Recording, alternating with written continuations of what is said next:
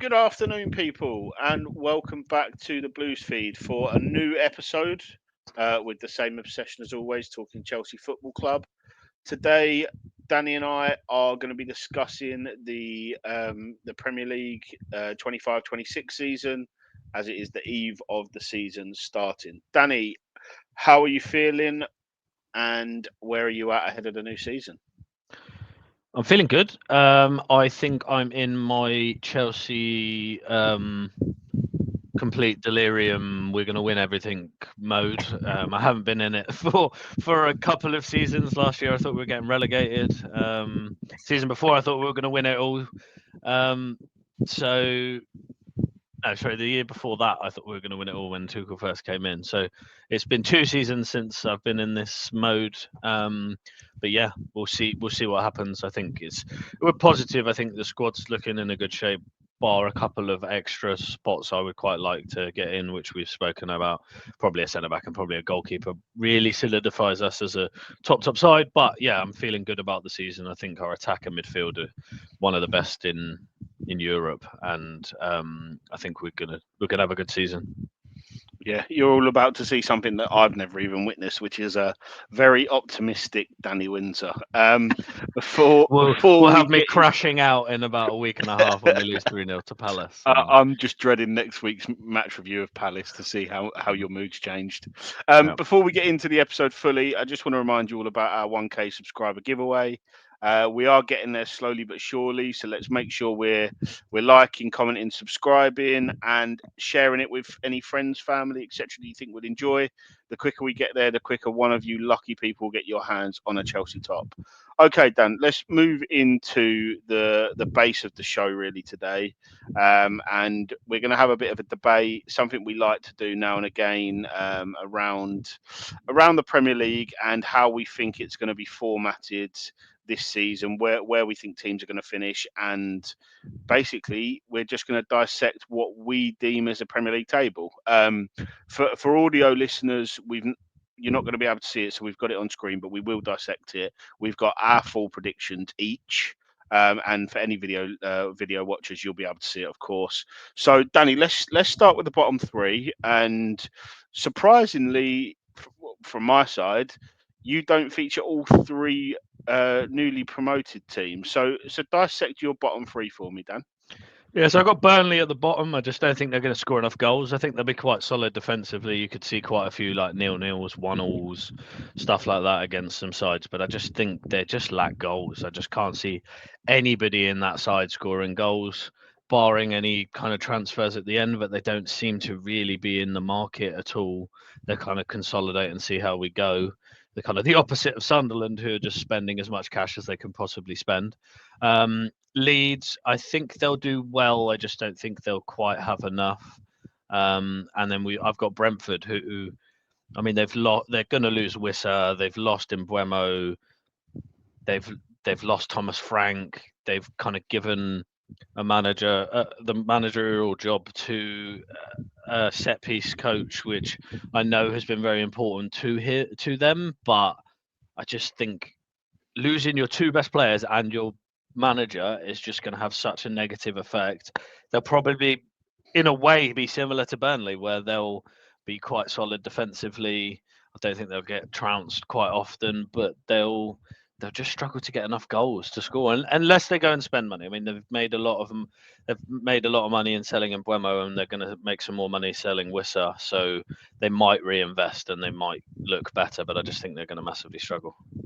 Yeah. And for anyone listening, my bottom three is Sunderland in bottom, which is purely down to a lack of goals.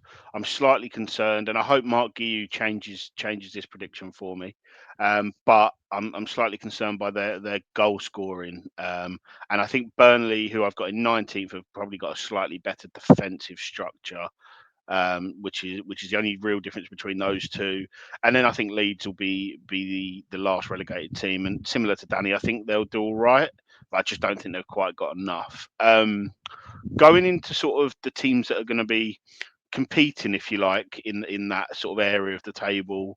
And featuring in a relegation scrap. I think the only other two teams that I haven't already mentioned on my side of the list are Brentford and Wolves. I think they're the only real candidates to have a relegation fighting season, which we agree on the five, Danny, just not necessarily in that order.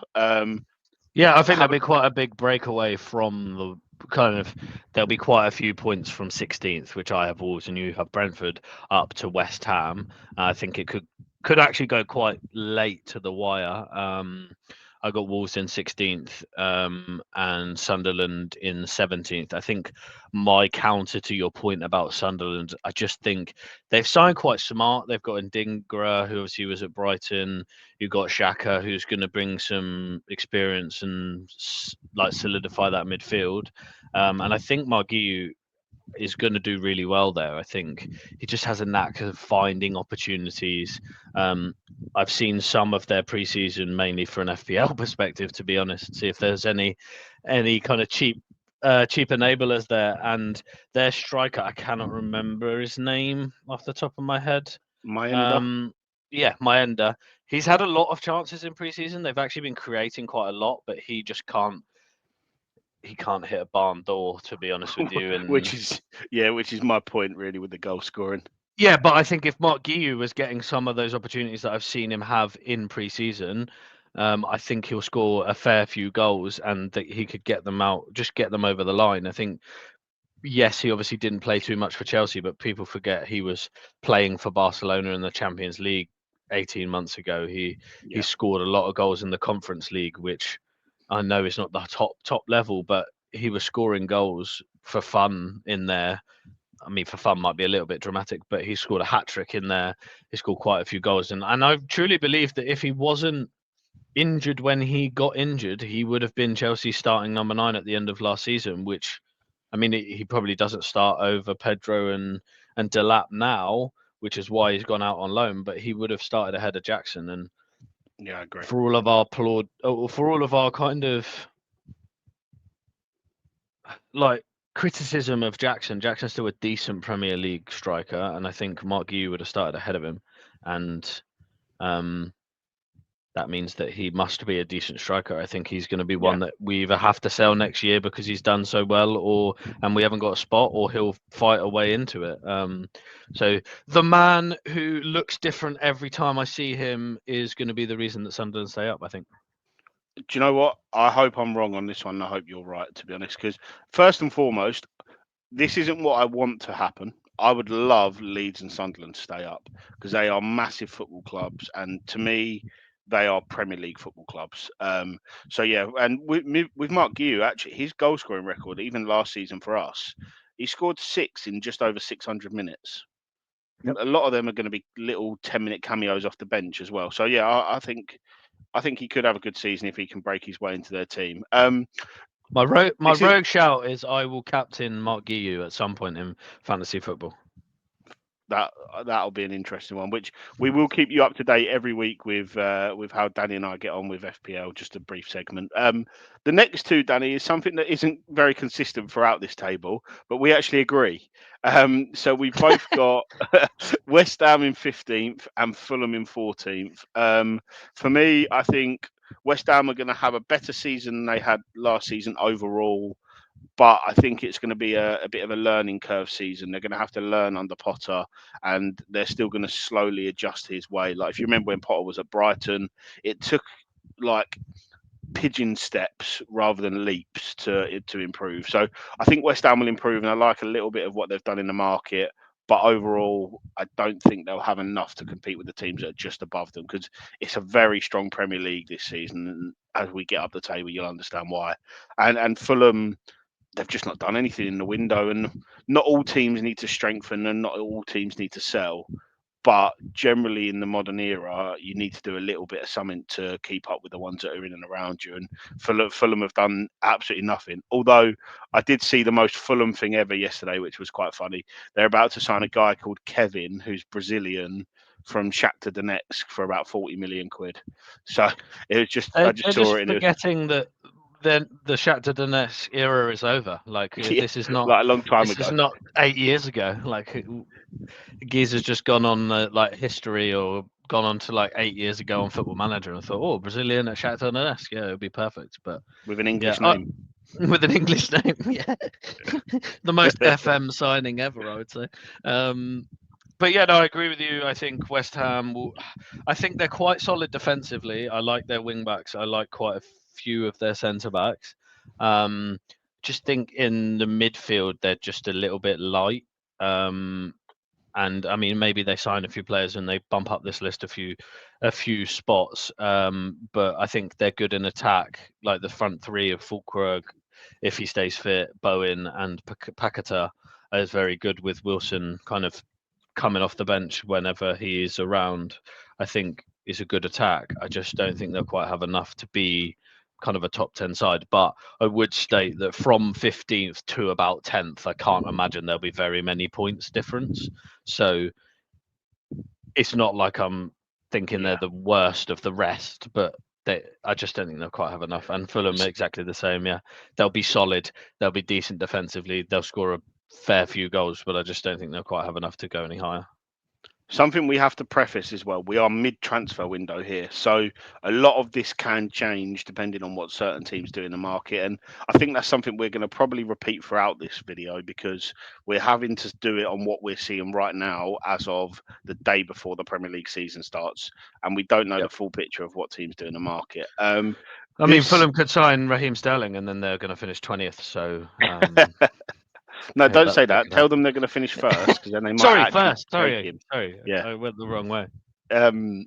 This next part of the table, Danny and I do not agree at all on anything, but we are only sort of one or two teams out with each prediction. So what I'll do is, Dan, I'll go for mine 13th to 10th, and then we'll do your 13th to 10th, and we'll dissect it. So in 13th, I've got Bournemouth, which I really don't want Bournemouth to be 13th. I like Bournemouth, and I've got a friend that supports them, and I'd like to see them do well, but they have just been depleted at the back, and I'm slightly concerned for them. I hope I'm wrong, and I hope the brilliant manager that is Iraola manages to carve out another very, very good defensive unit from any signings they make. I know they've just signed a centre back from Lille.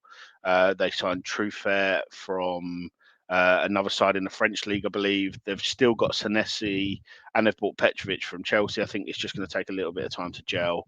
I hope Bournemouth do better, but I've got them 13th. Palace are in 12th because, well, Palace always finish 12th, to be honest, in my list. I'm unsure with what's going to happen with them in the window. As it stands, Eze is about to, or not about to join Tottenham, but looks like he could be joining Tottenham. It looks like Mark Gahey could be going as well. And they're in the Europa Conference League, and I just worry about their depth a little bit. So that's why Palace are so low, but it would not surprise me if Palace were like 9th come the end of the season either. Nottingham Forest, I think, are going to go a little bit backwards this year. I've got them in 11th. Only because they've got Europa League football. That's my only sort of prediction around Forest. I think it's just they haven't got quite a big enough squad to cope with the Thursday, Sunday. As we know, it can be quite grueling for a team. So that's why I've got Forest in 11th. But one thing I will say is I'm pretty impressed with Forest. Bar Elanga, they've managed to keep their core group together from last year, which I didn't think many people would. Not many people thought they would do that. And then in 10th, I have Brighton. I think we'll have another standard mid-table season under Fabian Hertzler. Dan, do you want to dissect your sort of 13th to 10th region? Yeah, I think I've got Everton at 13th because I don't think they'll quite have enough goals. They're kind of a little bit on the. They've gone down the route of trying to get Grealish back, who could be fantastic but could not be. They've signed Dewsbury Hall, which I think is a good signing, but does he bring that much? I'm not quite sure. The Branthwaite hamstring injury, if that's a serious injury, they could be really shaken up at the back. I just think they'll be solid but unremarkable, and that's why I've got them in 13th. I've got Brighton in 12th. I just don't think they'll be good enough defensively to finish any higher. I think they could be one of these teams who score 60 goals and concede 60 goals and just be very middling. They'll be exciting to watch, but will lose quite a few points late on, I think. Bournemouth, I've got 11th. I just believe in the manager. I think they'll be very good going forward. They've not lost anything there. yes, their defense is depleted, but they kind of defend on the front foot with their pressing. So I think it's not quite going to be quite as bad to see them drop down a couple of more places. But again, there's not going to be much difference between 13th and 11th, to be honest with you. Palace in 10th, I think they struggle to go higher than that because of going with Europe, juggling with Europe, but actually probably being in the Conference League will probably help them solidify in the Premier League because they could rotate a little bit more. But they probably do need a few more signings to solidify 10th if Eze does go. Do we go up to 9th or are we staying at 10th? No, just to 10th Yeah, so that's for what now. So then we'll do our sort of 9th and 8th, because after that we're getting into European qualification. So, Danny, let's go with your 9th and 8th place teams, and then your reasonings behind them. So Forest in 9th, I think they just struggle to deal with Europa League and the Premier League to be any higher. I think they'll have a bit of a dip even if they weren't in European competition because they had a bit of a freak season where they outperformed everything, both defensively and offensively. And Chris Wood can't keep scoring goals off 0.1 XG all the time. I do rate the signing of James McAtee, which will give them another kind of. It will replace the creativity that Alanga brought. Not quite the pace and the power, but it will definitely replace the creativity. They'll be very solid. They'll be very hard to beat, as always. Nuno teams are. So yeah, I think 9th. And then 8th, I've got Tottenham. I think Frank will make them very solid. They'll do quite well. I just think in a learning season to get from playing Ange basketball up to a more solidified way of playing will mean that they will be more predictable, but they might not quite kick on. But I mean, they keep signing players in the market and they're being very ambitious. So you all of a sudden add Eze into that side as well. Maybe they can sneak a little bit higher and finish above Man United. Yeah. Um, I agree. I think this sort of section of the table, you could go either way by about 3 or 4 places for most teams. That's why I've got Everton in 9th, and people are probably going to say that's quite high. I just really trust David Moyes, and I know there's the Branthwaite injury, which could be a concern, but I do think that Moyes' sort of defensive setup is more system based rather than personnel based. As long as he's got another centre back that can come in and win headers, not necessarily going to have the passing range of a Branthwaite, but can come in, win headers, compete in duels, and be a physical presence. I think they'll be okay there. And they've got a plethora of attacking options now. They've got Alcaraz, they've got Njai, they've got Grealish, they've got Dewsbury Hall can play in the 10. Then you've got Tieno Barry and Beto as your strikers. There should be goals, and there should be for a mid-table side, they should be able to score enough goals and keep enough clean sheets to sort of hit 9th. Then I've got Newcastle in 8th. As it stands, Isak's never playing for them again. They've got no strikers, and they've just signed a centre back, which is good news for them. They're a little bit depleted in midfield. Jacob Ramsey is on the verge of joining them, I believe. But as we stand, they've got no first team strikers, which is why I've got them in 8th. If they sign Visser like predicted and or Jackson, then I maybe move them up a space or two. But I just think that their start to the season is going to be a bit slow with all the noise around the club and all the stuff going on in the background. So I've got Newcastle in 8th. Danny, what we'll do now with the European places, we'll go one by one. We'll discuss each. So we'll start at 7th, obviously, and we'll work our way up to first, and we'll discuss. We've got a lot of these the same, especially once we hit the top 4. So Europa Conference League qualification. Who have you got and why? Man United in 7th. I think Amarin will get them more solid. I think they're still a bit light in midfield, which is why I can't put them any higher. And I don't rate their goalkeeper or some of their centre backs. But in attack, they could be electric with Mbuemo, Cunha, Sesko, Bruno. You can add to that, Ahmad, etc. So I think they'll be a lot better. That will not quite have enough to climb any higher than 7th. Yep. I've got Aston Villa in seventh. I think Aston Villa have got a very settled unit at the minute. They haven't really lost anyone. Obviously, Jacob Ramsey looks like he's leaving, but I don't think that's going to be a massive issue. They've only signed one or two first team players. And I just think that having a settled unit in the Premier League sometimes is a bit better than ripping your team up and sort of making loads of signings. So I think Villa have got a good enough side and a brilliant manager, to be honest, to finish at least seventh in the league. Fair enough. In sixth, I have Aston Villa. For basically the same reason. I think that you'll probably see them sign a couple of players now they've sold Jacob Ramsey, and they'll probably sell a couple of others, kind of fringe players. So I think they'll strengthen a little bit. They're very solid. I really rate Unai Emery. They're in their Conference League this year as well, aren't they? So No, they're are they Europa. Europa? Okay, Yeah. but still, they won't have to play the same team every single week like they did last year. So I think they'll slightly improve.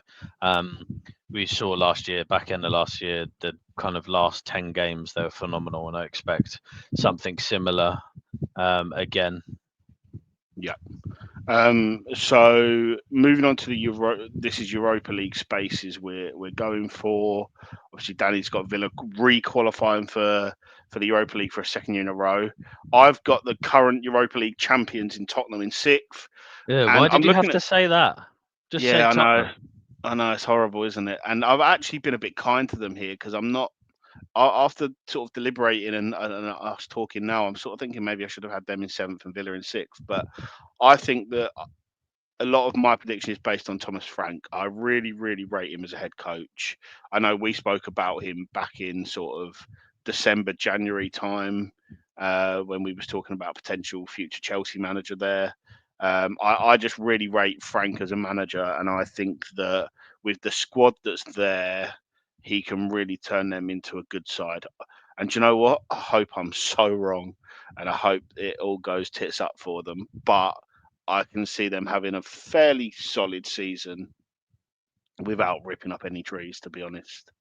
I'm sorry, but And Thomas Frank, if Jose Mourinho and Antonio Conte cannot solidify Tottenham as a top six side, then I don't think Thomas Frank is the answer. I think doesn't the mean he does it the year Spursy. after and solidifies them, but I just think he'll make them a more solid team. I just don't think it'll be high as sixth. But I Mm. get your reasoning. I just don't I think hope they'll do not. it. I hope they're 20th, to be honest. Yeah. Um, and then my last Europa League qualification team is going to be the runners up from last year's Europa League final. I've got Man United, and a lot of people are going to think that's incredibly high.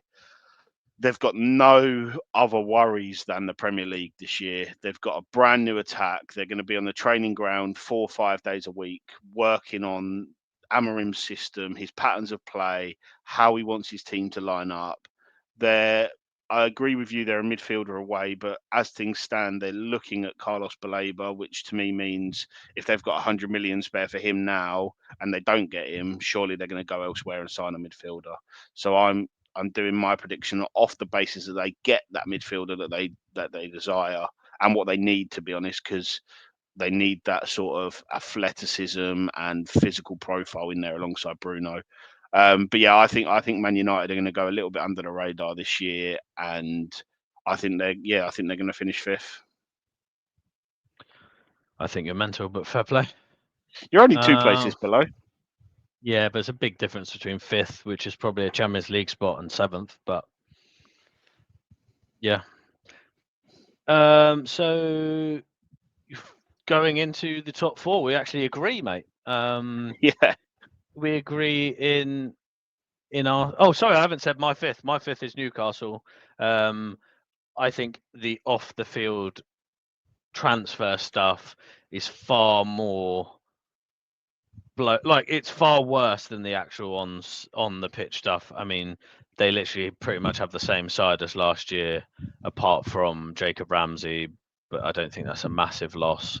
And Isak, which obviously is a massive loss, but I expect them to replace him. In probably Wissa and Jackson, which I think can cover probably as well, if not probably gives them a little bit more squad depth, but not as good starting, but squad depth, because when Isak came off last year, they quite often didn't have anyone, or it was a Callum Wilson on one leg. So I think they've got a very solid starting 11. Their midfield is tremendous, and their attack is even better with Elanga in it outside of the striker spot. But I expect them to address that. So I think Newcastle will be fifth, and I think they'll surprise people. I think it's been blown out a little bit of proportion of how bad Newcastle look, because yes, it doesn't look great that everybody's turning them down, but then this summer they have kind of stepped up their level of kind of targets. So they're competing with everybody in the top four now for targets, whereas before they were trying to shop just that element below. So yeah, I have Newcastle in fifth. Thing is, my thing with Newcastle is towards the end of the season they sort of slightly imploded. The last couple of games they lost. They were very lucky that Man United managed to beat Villa in the last game of the season for a terrible refereeing decision. Otherwise, they'd have been in the Europa League. And then in pre-season, they have been, well, horrendous. Really, they've been stinking the joint up. So I think I see what you're saying, and it wouldn't surprise me at all if Newcastle were that high. But where they stand currently, their sort of pre-season form and the off-the-field antics, yeah, I think they could be a bit lower. Like you said a short while ago, we actually completely agree on the exact order of the top four, which I'll read it out for the audio listeners, and then Danny and I will dissect it in a full Champions League qualification discussion. So we've both got Arsenal in fourth, Chelsea in third, Manchester City in second, and Liverpool retaining the Premier League. Danny, let's go through that. What's your reasonings behind sort of each one, and why ultimately why you think Liverpool are going to be the best team in the league? I think Arsenal are just no better than they were last year. I think the signing of Noni Madueke does absolutely nothing for them. I think he'll play good one game and then he'll stink up the gaff for the next three, like he did at Chelsea. I personally think Gyökeres in the Arsenal side has the ability to be a flop. I just don't think he does the link up that Havertz does. Yes, he scored a header in pre-season, but he's not good in the air. Like, I don't know why people are getting excited by that, acting like he's prime Drogba because he scored one header in pre-season. I think Arteta has a similar issue to Pochettino, where he just absolutely overworks, overutilizes all of his players. And you look at their main players in Gabriel, in Ben White, in Odegaard, in Saka, they've all had major surgery in the last 12 to 18 months, and they're one injury away from like leaving and not being able to play for being injured for months. So all of a sudden Gabriel gets injured, Saka gets injured, etc. I just don't think they're as good as some people make them out to be. I think their time to be a serious Premier League side and maybe win a title was a few seasons ago. And I think if everybody else wasn't fucking about last year, I don't think they would have finished where they finished last year either. So that's why I've got Arsenal in fourth. I think Chelsea will be in the title race kind of type thing for even longer than they were last season, kind of March-ish time, and then it will just depend on how everything goes. And I generally believe from 3 to 1, it will all depend on who else is in the other competitions. Like if Liverpool all of a sudden come February time are still in the Carabao Cup, still in the FA Cup, going deep in the Champions League, playing in the Premier League, they might struggle in the Premier League to be able to be competitive because of the season, the whole entire Premier League being able to beat everybody now. And I think similar with City, I think City will get better. I think people are sleeping on City because of how bad they were last year, went out of the Club World Cup kind of earlier than people probably expected, and only had one preseason game, so people aren't really talking about them. So I think it'll be a three-horse race for the title, and depending on injuries, how deep people go into the competitions, it could change that order around in any way. But I have City just pipping us, probably due to the more guaranteed goals in kind of a Haaland type player and a bit more solid at the back. And then Liverpool, if they sign Isak, I think they have to be the favourites to win the title. Yeah, I think I pretty much agree with everything you just said. I think just to add on the Arsenal thing, I think they've slowly got worse. They had that really good first season where they finished second, and then ever since then, okay, the year after that, their points total was better, but I think their style of play has progressively got worse. They're still a very good defence, but they've progressively conceded more goals. And I just don't know if they're going to be able to go up a level just by signing Gyökeres. Okay, they've signed Zubimendi. Is I know there's a lot of controversy around him. Is he a better footballer for their system than Partey was? Well, then the Probably. unnamed Premier League player Yeah, that's now been named. unnamed Yeah. 31-year-old. Is he a better footballer than an unnamed 31-year-old? He's Then better for progression, but not as good defensively. So that's why exactly. I don't rate it as a massive increase. I think he's a brilliant player. I'm just not sure for their system he improves the midfield. And I also just think you've got one of the best DMs in Declan Rice. Just use him there. Like, I'd just buy a proper eight because Rice is good as an eight, but he's better as a DM in my opinion. A DM that's got Mm. license to move if he has to. Anyway, and then they haven't addressed the left wing situation. If they've bought Noni Madueke to play off the left, then good luck. They're still talking about trying to get Eze and not a left winger. So I just don't think they're addressing situations. Gyökeres will either be a 20 goal a season striker or he'll flop. And I'm with you. I think he's definitely got the ability to flop at Arsenal. So it could come back and bite us on the arse, but I think Arsenal will be fourth. And then similarly to you, I think Chelsea can challenge for the league. I don't think we can sustain a challenge yet. And then I think City have got the guarantee of Erling Haaland, along with just a bit of a fresh and exciting squad, really. And I think they're going a little under the radar, but also they have only had one preseason friendly and only been back in preseason training for a couple of weeks. So it's going to be an interesting season. Liverpool, we don't need to talk about. Like everyone can see what they're doing in the market. Um, they are a bit more susceptible at the back, though. From what I've seen of them in pre-season, they I are think that comes susceptible down at to the back. midfield, though. Yeah, I think so it'll if be you add interesting. McAllister and Gravenberch back in that compared to Szoboszlai and Curtis Jones at the Yeah, weekend, then I think you wouldn't look as open. yeah, I agree. So it'll be that's the only sort of fault I've got for Liverpool, but I don't think that'll matter because I think if they concede three, they'll just score six. Like I don't think that's going to be an issue. So that is the end of our 1 to 20 debate. Danny, we're going One to thing move I on would to just the. the Go last on. thing I would say on that, I could see if Arsenal get a couple of injuries, I could see them falling out of the Champions League spots.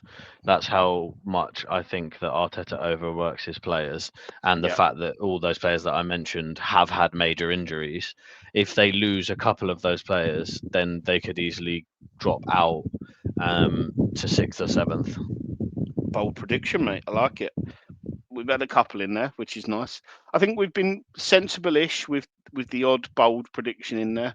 Um, okay, let's move on now. We're gonna go on to some more individual awards now, and just discuss where we think the individual awards will be won. Really, so the Golden Boot is the sort of the standout top goal scorer. Who's going to win that? Weirdly, we're in agreement, Dan. Yeah, it doesn't happen too often. But I just think with Foden, with Cherky, with Marmoush, with Doku, potentially Rodrigo as well, all behind Erling Haaland, he's just gonna go. I mean, people act like he had a terrible season last year. He still scored a bucket full of goals, just not to his level that he had done the year before. He's still scored 22 in the Premier League after 27 the year before and 36 the year before. I think he's going to score 30 goals this year. Yeah, Um, and I think City will be much, much better. So, yeah, that's why I've gone for Haaland. I also think Salah will still have a good season. He'll probably still score 20 to 25 goals maybe, but I think their focus is going to build up is going to be kind of more down the left hand side. And I just don't think he'll get the volume of chances that he had over the last few seasons. yeah, I agree. I think I think Haaland will win the Golden Boot. I think he's the out and out nine at City, and I think they're going to be a bit like they were last year. They weren't brilliant in defence, but they were free flowing in attack, especially towards the end of the season. And the additions of, like you say, Cherky, Marmoush, etc. Um, Onto the playmaker of the year, which is the player who gets the most assists, basically. And again, Dan, we are in agreement, and it is a boy close to our hearts, Mr. Cole Palmer. Easy 30 assists this year. Mate, I said it last year and it didn't quite happen, but I think that was me slightly overrating the attack that he had around him. I expected him to get 25 assists um, last season. Kind of, I said he's going to be more likely to get kind of 10 to 15 goals and 20 to 25 assists than the other way round, which obviously he had under Pochettino. Um, he ended up with 15 goals and 8 assists in the Premier League, but I expect that to kind of flip around. Due to the fact that, I mean, just having Esteval, Gittins, Pedro, Delap, all around him, Simmons to potentially come in, Garnacho maybe to come in as well. He's going to get more space because people are going to have to look at the other attackers that we have. We seem to be back to kind of the start of last season's free flowing and scoring goals. And we don't have people like Sancho, Madueke, and Jackson fluffing chances left, right, and centre. I mean, if you went back and looked at some of the big chances he's created last year. I mean, you could have added another 10 to 12 assists um, onto his tally, and that would mean you'd have had 18 to 20 assists last year. Yeah, yeah, I'm with you. I think Cole will play a more creative role this year. I still think he'll score goals, but I think you're probably looking somewhere between 10 and 12 goals, maybe, and probably 20 plus assists. I think he's got players around him that can finish chances. He's got the ability to drop deep and get on the ball, but also he's got the chance to play wide at times. And I also think that he'll probably start a few less games this year because we're going to have Champions League football in the way that the group stage works. You're guaranteed to play two giants. So I think in those games, then there's the potential that he rests either side of a game, or one of the games either side. So I think Cole's going to walk away with sort of 20 to 22 assists this year, something like that. And I'll let you carry on with the Palmer chat, Danny, because you've also predicted him to win our next award. I think he'll just start from a wider perspective because he gets pockets of it, and it's coming more and more prevalent now. He's done it in the Conference League final, in the Club World Cup. We're kind of being a bit better. I just think he's going to get his flowers this year, and he seems to. I think if he has a dip of a couple of bad games or not scoring or not assisting in a couple of games, he now knows how to deal with it. So I think he won't go for a massive slump like last year. And with Chelsea being a solid top four side, potentially even with a prolonged challenge for the title, and playing in the Champions League, I think it will just elevate his level and his profile from a punditry perspective, not necessarily from a fandom perspective. And I think he'll win it because if he goes and gets, let's say, 10 goals in the Premier League, 10 to 12 goals in the Premier League, and 15 to 20 assists in the Premier League, he's going to be one of the most goal involvements, best performing players in the Premier League, and I expect he'll be able to do that. Yeah, so that's your player of the year prediction. My player of the year prediction is coming off of the team that I think that are going to win the league. Really, so I think Liverpool are probably going to win the league, and therefore I think a Liverpool player will be player of the year. And I've gone with Florian Wirtz. It would be easy to go with Salah, and you could easily see him winning it again because he is relentless. But I just think everything Liverpool do is going to go via Wirtz. He's going to play in that 10, and he likes to drift slightly out into that sort of inside left channel where he can link with Gakpo, Ekatike, Kirkez, Sabozlai, McAllister, whoever's in and around him. Um, and I just think Liverpool are going to run absolutely everything via him this year. So I think Florian Wirtz will be the player of the year. And then the young player of the year, the Premier League have finally changed the rules from it being 23 at the start of a Premier League season to being 21.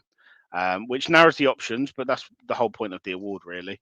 I think Rayan Cherki is going to be the young player of the year in the Premier League this year. He is 21, so he meets the cut-off point.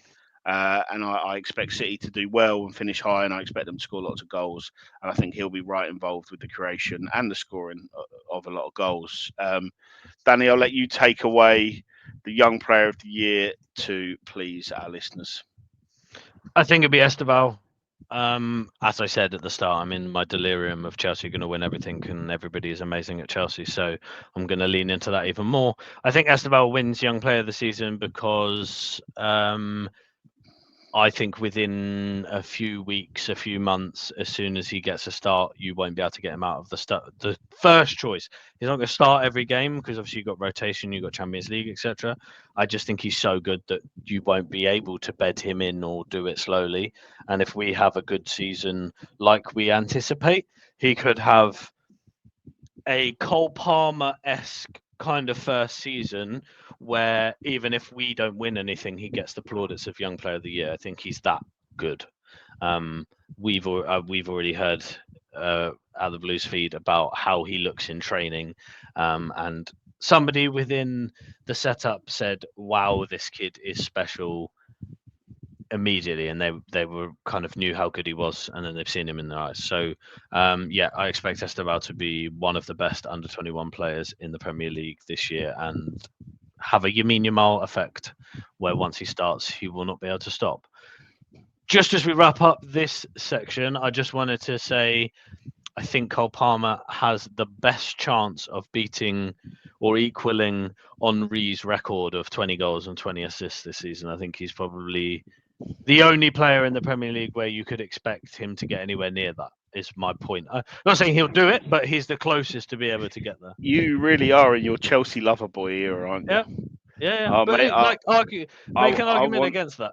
I can't. Well, actually, the only argument I've got against that, I don't think he's the only player in the Premier League that can make it. I think Salah could probably do it, but yeah, Salah was going to do it. He would have done it already, in yeah, my true, opinion. true. But yeah, I wouldn't disagree with that. Like, we'd have to go some in the league for that to happen. Um, but yeah, I'm loving your optimism and your Chelsea lover boy era, Dan. I seriously am loving that. Where all the Talking of listeners will love my hate rant in a couple of weeks' time if we start yeah, shit. So exactly. I'm very Tuesday, bipolar with this. So everybody get ready Tuesday morning to tune into our review of the Palace game and see if Danny's still in the same mood. To round it off and to round Danny's Chelsea lover boy era off of this award show, shall we say? We are going to just do quickly our Chelsea awards for the year before we wrap up the episode. So we'll just run through them quickly, Danny. I'll run through mine and then I'll let you dissect yours. So I've gone for Caicedo to retain the Player of the Year award. Realistically, I couldn't look past him or Cole, and I just think Caicedo is just so consistent. Young Player of the Year. I didn't want to go for Esteval because I knew Danny would go for him, and I decided to go for somebody that I predict to have a bit of a break. I think breakthrough season was last year, but I think he's going to break through further into becoming a starter frequently. And I've gone for Josh Achiampong as my Chelsea Young Player of the Year. I think João Pedro will be our top scorer because I think Palmer will get a load of assists for him. I think our best performing competition, I think we're going to win the Carabao Cup. I've said it previously, and I think that if we can focus in on the Carabao Cup and win that, because it's the first final of the year, it gives us a great sort of start of the end of the season, if that makes sense. And then I'll leave the bold predictions till last. We'll close on the bold predictions. So do the rest of yours first, Danny, and then we'll do both our bold predictions. yeah, I think Player of the Year Caicedo. I think he's just someone who will drop a 7.5, 8 out of 10 every single week. With him being able to have a bit of a rest, somehow he's actually going to be better this year because Asugu can give him 20-minute break off the bench.